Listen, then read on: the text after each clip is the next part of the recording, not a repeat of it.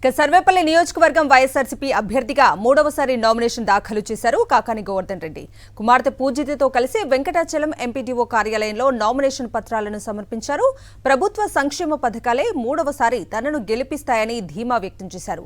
ఇక సర్వేపల్లిలో వైఎస్ఆర్సీపీ తరఫున ఎవరు పోటీ చేసినా ఘన విజయం సాధించడం తథ్యమన్నారు. టీడీపీ అభ్యర్థి సోమిరెడ్డి చంద్రమోహన్ రెడ్డి తనకు పోటీనే కాదు అంటున్న కాకాని గోవర్ధన్ రెడ్డితో మా ప్రతినిధి వెంకట్ ఫేస్ టు ఫేస్. వేలాది మంది కార్యకర్తల నడుమ సర్వేపల్లి నియోజకవర్గానికి సంబంధించి కాకాని గోవర్ధన్ రెడ్డి మూడోసారి నామినేషన్ దాఖలు చేశారు. ప్రస్తుతం మనతో కాకాని ఉన్నారు, ఒకసారి మాట్లాడదాం. సార్, మూడోసారి నామినేషన్ దాఖలు చేశారు, ప్రజల్లోకి వెళ్తున్నారు, ప్రజల నుంచి స్పందన ఎలా ఉంది సార్? ప్రజలు ఎక్కడికి వెళ్ళినా జగన్మోహన్ రెడ్డి గారికి నీరాజనాలు పట్టేటువంటి పరిస్థితి ఉంది. వెళ్ళిన ప్రతి దగ్గర మా ఓటు జగన్కే అని చెప్పి ప్రజల నుంచి వచ్చేటువంటి స్పందన చూస్తే జగన్మోహన్ రెడ్డి గారు ఈ 5 సంవత్సరాల కాలంలో ప్రజల హృదయాల్లో ఎంత పాతుకుపోయాడు, ప్రజల హృదయాల్లో ఎంత సుస్థిరమైనటువంటి స్థానాన్ని సంపాదించుకున్నాడని ఒక్కసారి ఆలోచన చేస్తే నిజంగా అబ్బురం అనిపిస్తుంది, ఆశ్చర్యం అనిపిస్తుంది. అరే, ఇంత బ్రహ్మాండంగా జగన్మోహన్ రెడ్డి గారు ప్రజల హృదయాలను చూరగొన్నాడా, ఇంత మంచి పరిపాలన అందించాడా, ఇంత మంచి పరిపాలన అందుకున్నట్టుగా ప్రజలు సంతోషంగా ఉన్నారా అనేటువంటిది.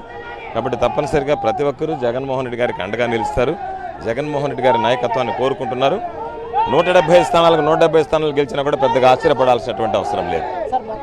ఫైనల్గా కాకాని గోవర్ధన్ రెడ్డికి ఓటు ఎందుకు వేయాలంటే ఏం చెప్తారు?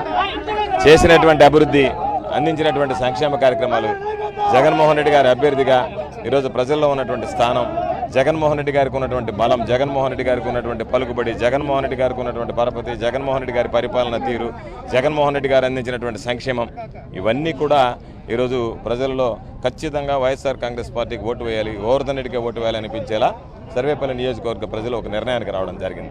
అందువల్లనే ఆ ఓటు వేస్తారనేటువంటి ఖచ్చితమైనటువంటి అభిప్రాయం నాకుంది. ఫైనల్గా సోమిరెడ్డిపై మూడోసారి పోటీ చేయబోతున్నారు, సో ఫలితం ఎలా ఉండబోతుంది?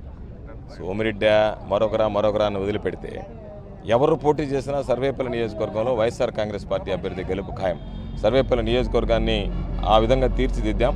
సర్వేపల్లి నియోజకవర్గంలో అభివృద్ధి సంక్షేమ కార్యక్రమాలు 5 సంవత్సరాలు అమలయ్యాయి. జగన్మోహన్ రెడ్డి గారు ముఖ్యమంత్రిగా, నేను అధికార పార్టీ శాసనసభ్యునిగా, మంత్రిగా ప్రజలకు ఎంత మేర సేవలు అందించగలం అంత మేర సేవలు అందించాం.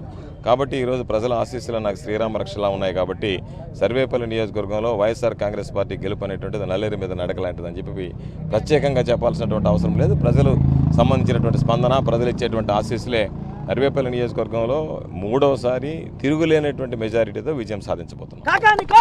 సో మొత్తంగా హ్యాట్రిక్ విజయాన్ని సొంతం చేసుకుంటారని చెప్పేసి కాకాని గోవర్ధన్ రెడ్డి చెప్తున్నటువంటి పరిస్థితి కనిపిస్తుంది. ప్రసాద్, వెంకట సాక్షి టీవీ, సర్వేపల్లి.